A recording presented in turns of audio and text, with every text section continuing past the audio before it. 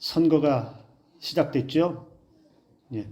부활절 아침에 왜 갑자기 선거 얘기를 갑자기 툭 하고 끄집어냈을까요? 이제 열흘 정도 이제 시간이 남아 있는데, 앞으로 열흘이 지나고 나면 4월 11일부터는 분명히 둘로 나누어질 겁니다. 한쪽은 당선돼서 승리의 기쁨으로 축제의 분위기를 누릴 것이고요.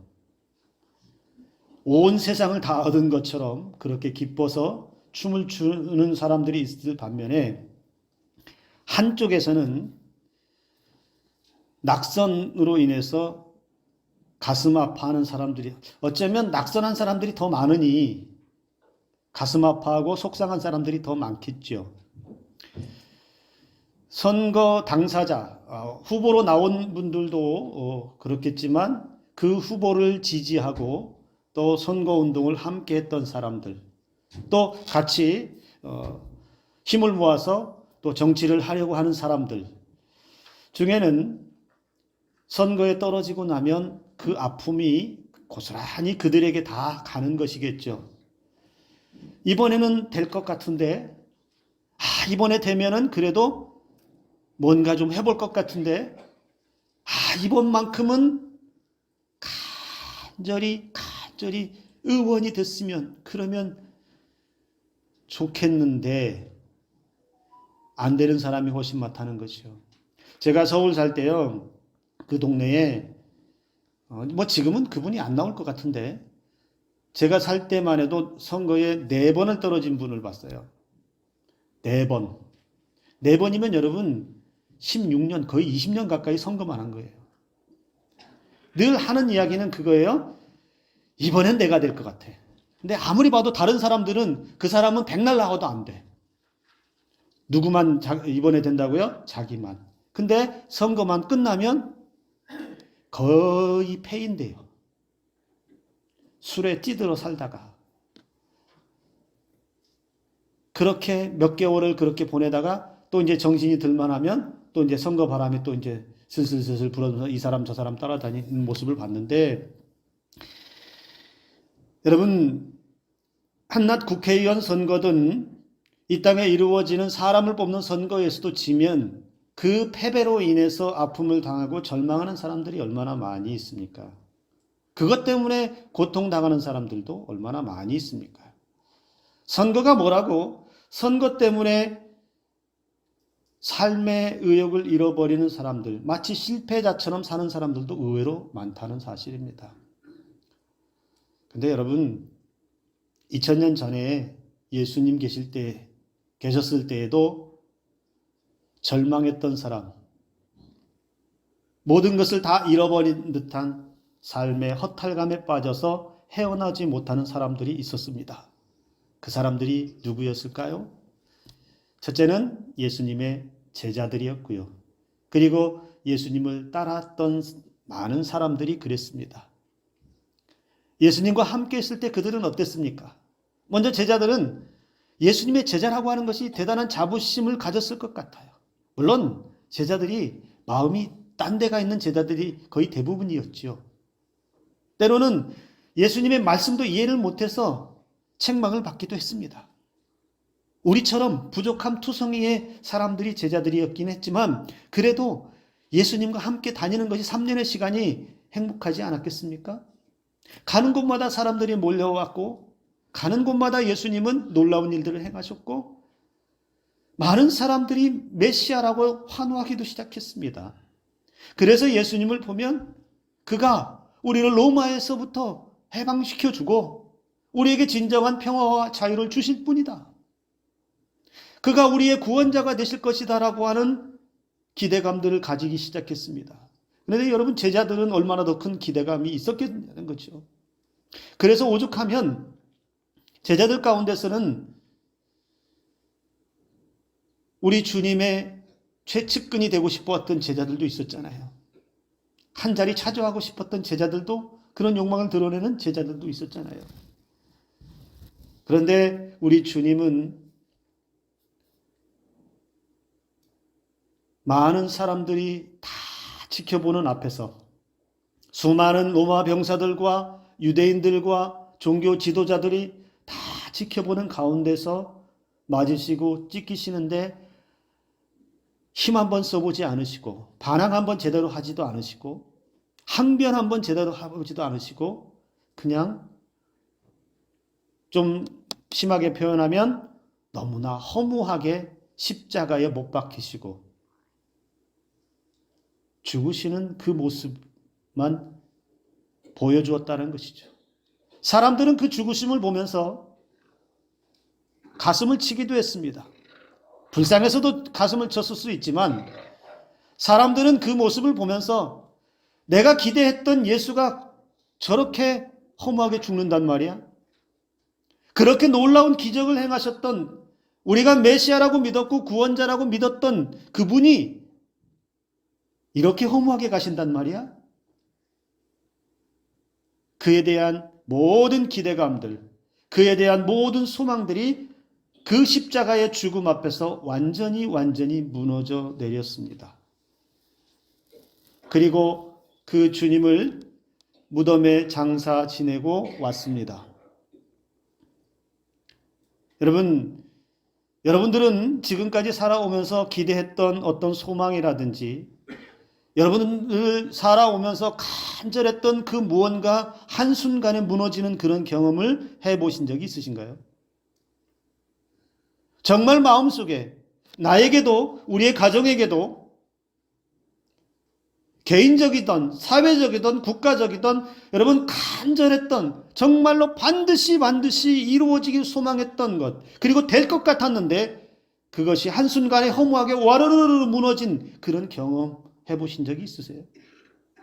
그때에 느낄 수 있는 상실감과 그때에 찾아오는 그 절망이 얼마나 큰지 여러분 우리 잘 알지요. 어쩌면 여기 제자들도 그리고 여인들도 예수님을 따랐던 많은 사람들도 그랬을 것이라는 것이죠. 자, 그렇게 그들은 3일이라는 시간 동안에 슬픔과 절망 가운데 살아야 했습니다. 축 처진 어깨로 그냥 아무 말 하지 않아도 그저 지난밤에 예수님이 죽으셨던 지난날 죽으셨던 그것만 머릿속에 내릿속에 계속 스쳐 지나갈 뿐입니다.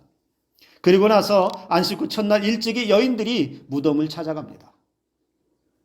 그들이 왜 안식 후 첫날 새벽에 무덤을 찾아갔을까요? 오늘 새벽에도 그런 말씀을 잠깐 드렸었는데 어쩌면 이 여인들의 마음속에 이제 장사를 마무리하고 마지막으로 예수님의 시신이라고 볼 수 있는 마지막 시간이라고 생각했을지도 모릅니다.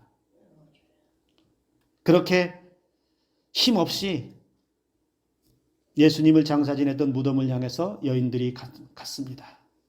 아직 슬픔이 채 가시지도 않은 상황이었을 것입니다.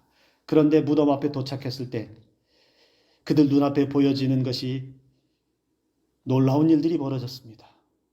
굳게 닫혀있던 돌로 막아놓았던 그 무덤 문이 열려 있고 그 무덤 안에 보니 예수님은 온데간데 없는 말 그대로 빈 무덤이었습니다. 무덤 안에 계셔야 하는데 분명히 그 무덤 안에 장사 지냈는데 분명히 그 시신을 그 무덤 안에 놓고 돌문을 잠궜고 그 밖에는 경비병들이 지키고 있었는데 그 굳게 닫혔던 돌문은 열려 있고 그 안에 있어야 할 그 안에 누워 계셔야 할 예수님의 시신이 보이지 않습니다. 또 한 번 충격을 받습니다. 여인들이 베드로와 요한을 찾아가서 무덤에 예수님 시신이 없어졌어요. 예수님이 사라졌어요. 예수님이 없어졌어요. 이 일을 어떻게 하면 좋습니까? 무덤에 우리가 가봤는데 빈 무덤이에요. 도무지 알 길이 없습니다. 무슨 일인지 난감합니다. 황당합니다. 그래서 더 충격적입니다. 도대체 어디 갔는지 누가 치웠는지 무슨 일이 있었는지 알지 못하기 때문에 여인들도 베드로와 요한도 제자들도 다 충격에 빠질 수밖에 없습니다. 그리고 그들은 오늘 20장 10절의 말씀을 보면 그들은 자기들의 집으로 돌아갔습니다. 여러분, 예수님이 왜 무덤에 없었습니까? 분명히 그 무덤에 안치했는데요. 거기에 모셔놨는데요. 왜 예수님이 거기 안 계셨을까요? 여러분 알고 계세요? 왜 없습니까? 네? 왜 없어요? 죽은 사람이 어떻게?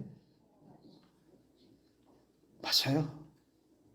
부활하셨기 때문에 그렇습니다. 죽은 채로 누워 계신 분이 아니라 살아나셨기 때문에 그 자리에 안 계신 거예요. 부활하셨기 때문에 주님은 그 무덤에 누워 계신 것이 아니고 살아서 움직이고 계시다라는 거죠. 그러나 여인들도 제자들도 예수님이 부활하셨다는 것을 이때까지는 알지 못했습니다. 오늘 9절 말씀 보세요. 그들은 성경에 그가 죽은 자 가운데서 다시 살아나야 하리라 하신 말씀을 알지 못하더라 그랬습니다. 아직 모르고 있어요. 빈 무덤을 본 제자들과 사람들은 각자 자기의 삶으로 돌아갔는데요. 여러분 21장 오늘 읽었죠? 21장 3절 보세요. 시몬 베드로가 나는 물고기 잡으러 가노라 하니 그들이 우리도 함께 가겠다고 하고 나가서 배에 올랐으나 그날 밤에 아무것도 잡지 못하였다 이럽니다. 예수님 죽으심 앞에 기대했던 소망이 사라졌습니다. 그리고 마지막이라도 한 번 더 보기 위해서 찾아간 그 무덤에서는 빈 무덤만 보았습니다. 더 허탈해졌습니다. 더 충격에 빠졌습니다. 그래서 그들은 각자 자기 집으로 돌아갔고 그리고 각자 자기들의 예전의 삶으로 돌아갔습니다. 어쩌면 이 순간에 제자들이나 그 사람들에게는 다른 것은 떠오르지 않았을 것 같아요. 그저 힘없이 터덜터덜 그냥 집으로 돌아가고 있는 그 사람들의 모습만 보여집니다. 그래서 그들 마음속에는 그래 고기나 잡고 살지. 그래 농사나 짓고 살지. 그래 나가서 일이나 열심히 하고 벌어먹고 살아야지. 그런 생각하지 않았을까요? 예전처럼 고기 잡는 일로 예전의 삶으로 돌아가서 살기를 원했을 것입니다. 그래서 베드로가 나 고기 잡으러 갈 거야. 나는 고기나 잡으러 갈래. 그러니 다른 제자들도 나도 같이 가게. 우리도 같이 가세. 그래서 그들은 배에 올라서 고기 잡으러 갑니다. 근데 밤새 수고했는데 오늘 성경이 그렇게 말하죠. 한 마리도 못 잡았다. 여러분 여기서 그들이 물고기를 잡으러 간 것이 잘못되었다라고 이야기하는 게 아닙니다. 물고기 잡으러 간 것이 뭐 죄냐? 이것도 아니에요. 그럼 뭘 얘기하고 싶은 거냐? 그들이 부활을 알지 못했다라는 것이죠. 부활하신 주님을 만나기 위한 어떤 움직임, 즉 어떤 믿음도 보이지 않는다라는 것이 그들의 문제라면 문제지요. 그래서 이들이요 빈 무덤만 보고서 힘없이 돌아서서 터덜터덜 자기 집으로 돌아가고 있고 빈 무덤만 보고서 머릿속에는 빈 무덤만 생각하고 있고 예수님 죽으신 것만 생각하고 있어서 밤새도록 그 머릿속에서 사라지지 않는 예수님의 죽음 그리고 새벽 미명에 봤던 그 빈 무덤 고기를 잡아도 힘이 나지 않았을 것 같아요. 내가 고기를 잡고 있는 것 같지만 내가 무슨 정신으로 고기를 잡는지도 아마 그들은 정신이 없었을 것 같아요. 빈 무덤만 보고 자기 삶으로 돌아간 사람들의 삶에 그렇게 허탈감만 남아있다는 것이죠. 빈 무덤에서 서성이다가 돌아서는 제자들의 모습 속에서 여러분 이건 제자들의 모습이다라고 우리는 그냥 지나가면 안 돼요. 혹시라도 한 사람이라도 그 빈 무덤에서 서성이다 돌아서는 사람이 우리 중에 한 사람이라도 있다면 혹시 내 모습이 빈 무덤에서 서성거리다가 그냥 터덜터덜 내 삶의 자리로 돌아가는 사람이 있다면 여러분 오늘 부활의 주님을 만나시는 은혜가 있기를 주님의 이름으로 축복합니다. 성전에 매번 예배 시간마다 왔다 갔다 하면서도 이 성전 안에서 예배 드리면서도 주님의 은혜를 만나지 못하고 마치 예배당을 지나가는 것처럼 이 예배당 예배 시간을 그냥 지나가는 사람처럼 주님과 만남 없이 그냥 왔다가 자기 삶으로 돌아가는 사람들은 아닌가요? 예배의 시간이 되었건 예배 드려야 할 때가 되었으니 오기는 왔는데 이곳에서 예배 가운데 주님의 은혜가 보여지지 않고 주님이 계신 것이 느껴지지 않고 주님에 대한 예배의 자리가 온전히 드려지지 않고 그냥 몸은 왔다가 그냥 스쳐 지나가듯이 지나간다면 어쩌면 우리도 텅 비어 있는 빈 무덤 앞에 서 있다가 그저 지나가는 사람이 될 수도 있다는 겁니다.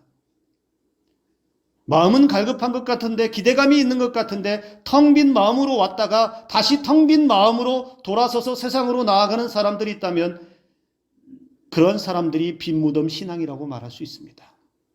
오늘 이 자리에 계신 저와 여러분들에게는 주님이 보여지기를 오늘 이 자리에서 주님의 은혜가 여러분 마음속에 깊숙이 들어가기를 주님의 이름으로 축복합니다.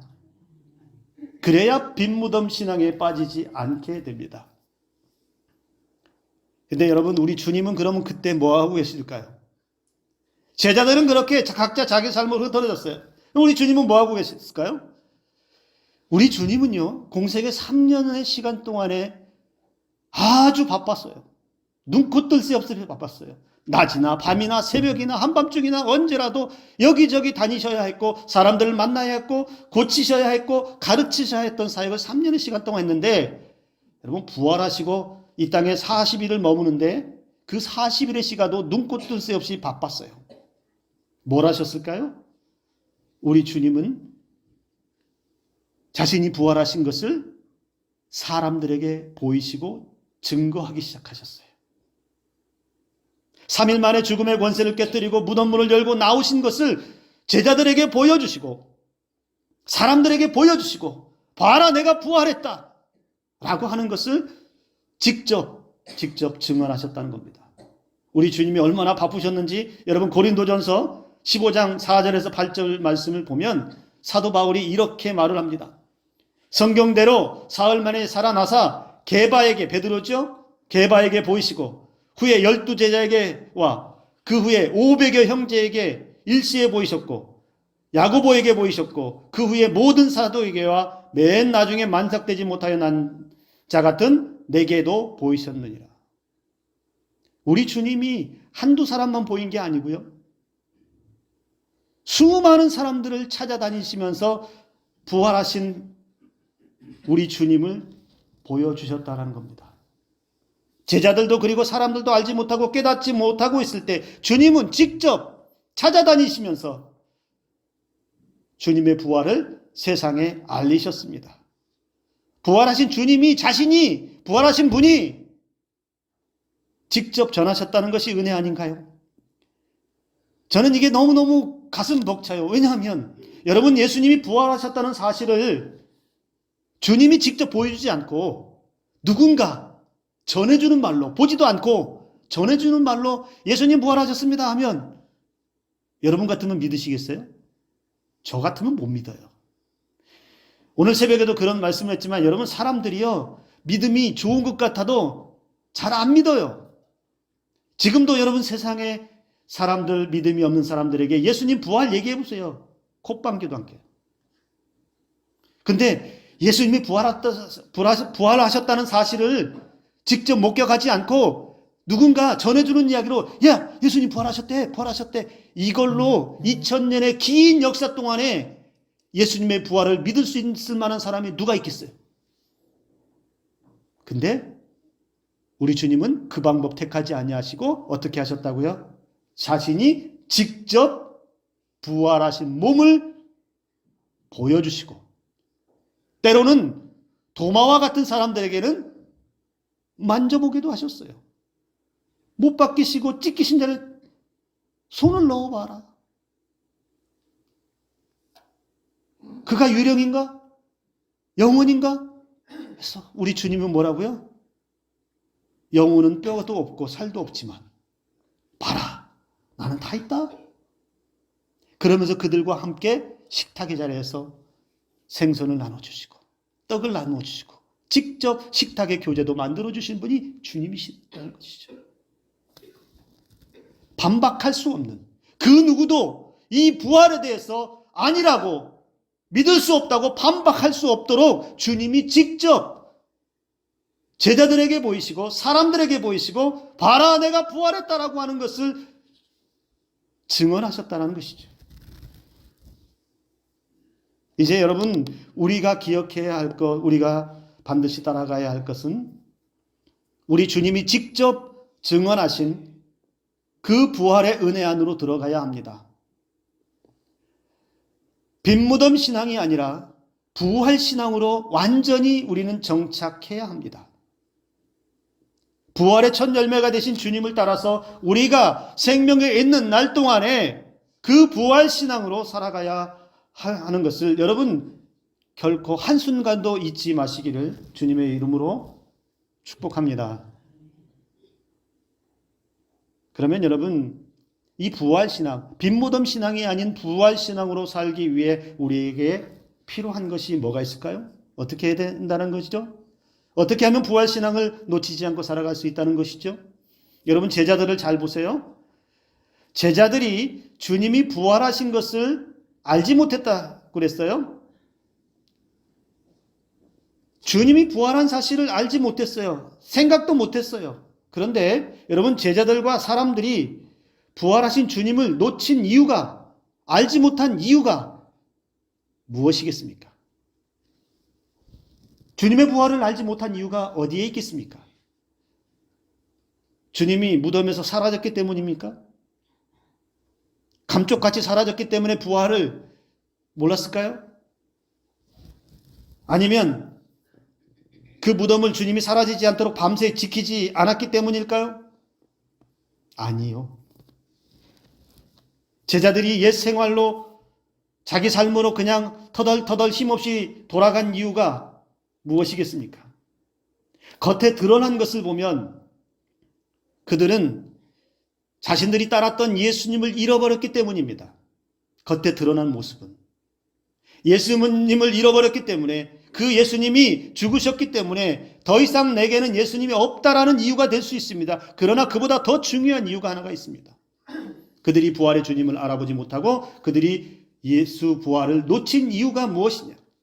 그것은 예수님께서 이미 가르쳐 주신 말씀을 놓쳤기 때문에 그렇습니다. 이미 십자가에 죽으시기 전에 제자들에게 3번에 걸쳐서 가르쳐 주셨던 그 말씀을 놓쳤기 때문에 예수님이 부활하신다는 사실을 까마득하게 잊고 있었다는 것입니다. 새벽에 예수님 무덤으로 찾아갔던 여인들도 마찬가지입니다. 여러분 20장 9절의 말씀을 다시 한번 보세요. 그들은 성경에 그가 죽은 자 가운데서 다시 살아나야 하리라 하신 말씀을 아직 알지 못하더라. 우리 주님이 이미 예고하셨어요. 마태복음에만 해도요, 여러분 3번에 걸쳐서 얘기합니다. 16장, 17장, 20장에 걸쳐서 내가 끌려가서 잡혀가서 죽게 될 것이고 그러나 3일 만에 살아날 것이다라고 3번에 걸쳐서 말씀하십니다. 마가복음, 누가복음에도 계속해서 똑같은 말씀이 나타납니다. 그런데 제자들이 그때 말씀하셨던 그 말씀을 까마득하게 모르고 있다는 것이죠. 예수님의 말씀을 잃어버린 제자들을, 예수님의 말씀이 생각나지 않는 제자들, 그래서 예수님이 부활하셨다고 하는 사실을 전혀 인지하지 못하고 있는 이 제자들을 어찌할까요? 근데 놀라운 은혜는 그런 제자들, 말씀을 잃어버린, 그래서 부활을 알지 못하는 그 제자들을 향해 주님이 찾아가셨다는 것이죠. 21장 5절 6절 보세요. 고기 잡고 헛수고하고 있는 그 제자들 그 배에서 우리 주님이 이렇게 말씀하시죠. 얘들아, 너희에게 고기가 있느냐? 아니요, 없습니다. 한 마리도 못 잡았어요. 그물을 배 오른편에 던져봐. 그리하면 잡을 거야. 밤새 수고했지만 아무런 소득이 없었던 제자들. 여기에 베드로가 있습니다. 근데 이 베드로가 어쩌면 이 순간에 처음 예수님으로부터 부름받을 때 생각하지 않았겠어요? 그때도 밤새 수고했지만 한 마리도 잡지 못했을 때 깊은 곳에 가서 던지라고 했던 예수님의 말씀이 어쩌면 생각났을지도 모르겠어요. 그 주님을 예수께서 사랑하시는 제자, 이거는 요한이겠죠. 21장 7절에 사랑하시는 그 제자가 베드로에게 말합니다. 주님이다! 주님이다! 시몬 베드로가 고기 잡으면서 옷을 벗고 있었던 것 같아요. 깜짝 놀라서 주섬주섬 겉옷을 두른 후에 어떻게 해요? 마음은 급하니 바다로 뛰어내렸다. 베드로 귀가 번쩍했죠. 처음 부름받을 때 그때도 생각났고 무덤에서 사라진 줄 알았던 주님이 지금 내가 있는 이 배에 함께 계시다는 사실이 베드로가 그 바다 위로 뛰어내릴 정도의 화들짝 놀라는 장면이 여기에 등장하고 있다는 겁니다. 제자들이 이때 아마도 예수님을 비로소 부활하셨던 것을 인지하기 시작하지 않았을까라는 생각이 듭니다. 여러분 한번 생각해 보세요. 예수님의 말씀을 그들이 기억하고 있었다면 3일 만에 살아날 것이다라고 그렇게 이미 가르쳐 주셨던 그 말씀을 기억하고 있었다면 어쩌면 지금 제자들은 어디가 있어야 합니까? 그때 그 말씀을 잊지 않고 꼭 붙잡고 있었다면 그들은 부활의 아침을 기다렸을 것입니다.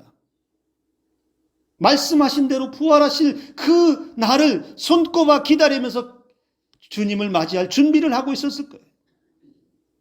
빈 무덤을 보면서 좌절하지도 않았을 것이고 허탈하게 자기 집으로 돌아가면서 터덜터덜 가지도 않았을 것이고 밤새 수고해도 아무것도 얻지 못하는 그 헛수고의 인생의 경험도 맛보지 않았을 거라는 것이죠.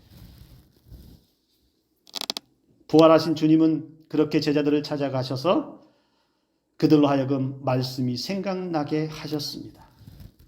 사랑하는 성도 여러분, 기억하셔야 합니다. 우리 또한 말씀을 회복해야 부활의 주님이 보여집니다. 말씀을 회복해야 부활의 소망을 따라 살아갈 수 있습니다. 말씀이 무엇입니까? 왜 우리에게 말씀을 주신 걸까요? 여러분, 말씀은 우리 인생의 나침판과 같다라고도 이야기합니다. 우리가 어떻게 살아야 하는지, 왜 살아야 하는지, 삶의 이유와 방향과 목적을 알려주는 것이 하나님의 말씀입니다. 예수님을 놓쳤다는 말은 달리 말하면 예수님의 말씀을 놓쳤다는 말이고 하나님의 말씀을 잊어버렸다는 말이고, 그래서 예수님을 놓쳤다는 것은 말씀을 놓쳤기에 그 사람 속에 하나님의 은혜가 없다는 것, 즉 여전히 세상 가운데서 빈 무덤만 덩그러니 바라보고 있는 것과 같다라고 말할 수 있다는 것입니다. 2000년 전에 일어난 예수님의 부활을 우리는 어떻게 믿고 살아갈 수 있습니까? 예수님의 부활이 오늘을 사는 나에게 어떻게 부활의 소망으로 우리 생명이 다하는 그날까지 주님만 바라보며 살아갈 수 있겠습니까? 여러분, 우리에게 오늘 주신 말씀, 우리 평생에 주신 말씀에서 멀어지면 안 됩니다. 말씀에서 멀어지는 순간부터 부활은 먼 옛날 나와는 상관없는 이야기가 될 것입니다. 즉 빈무덤 신앙에 서 있을 뿐이라는 것입니다. 오늘 이 자리에 계신 모든 분들이 말씀의 회복이 있기를 주님의 이름으로 축복합니다. 하나님의 말씀이 저와 여러분들의 삶을 부활신앙으로 인도해 주실 줄로 믿습니다. 마지막 한 가지는 우리가 부활신앙을 유지하기 위해 주님 오시는 그날까지 이 부활신앙으로 살아가기 위해서 필요한 것은 여러분 지금보다 앞으로 더 주님을 뜨겁게 사랑해야 합니다. 주님을 향한 사랑이 더 날로 뜨거워져야 합니다. 이 사랑이 회복되어져야 합니다. 부활하신 주님이 바로 이 사랑도 회복시켜 주셔요. 실패자처럼 배신자처럼 그렇게 뿔뿔이 다 흩어졌고 상실감에 흩어졌던 제자들, 요한복음 20장 19절 말씀을 보면 그들은 어떤 상태였냐면 유대인들이 두려워서 문을 걸어 잠그고 벌벌 떨고 있었습니다. 밖에 나오지도 못하고 벌벌 떨고 있습니다. 그런데 주님이 그곳에 찾아가셔서 말합니다. 너희에게 평강이 있을지어다. 이렇게 말씀하신 이유가 뭐예요? 너희에게 평강이 있을지어다. 그들에게 지금 예수님의 죽으심으로 인해서 마음의 평강이 깨졌다는 거예요. 그리고 그들 가운데 배신자라든지 예수님을 부인했던 사람들이라든지 예수님 보고 죽는 걸 보고 뿔뿔이 다 흩어졌던 사람들이라든지 이런 사람들이 다 사랑에서 멀어지고 그 사랑의 관계가 깨진 것처럼 그렇게 산산조각이 난 것처럼 되어버렸다는 거예요. 근데 우리 주님이 그렇게 말씀하시는 것은 마지막 날 잡히시기 전날 밤 만찬을 나누시면서 그들을 사랑하셨던 것처럼 가룟 유다까지도 떡을 떼어주시고 잔을 나눠주시면서까지 끝까지 사랑하셨던 그 사랑을 보여주셨던 것을 다시 이 자리에서 확인시켜주고 있다는 것입니다.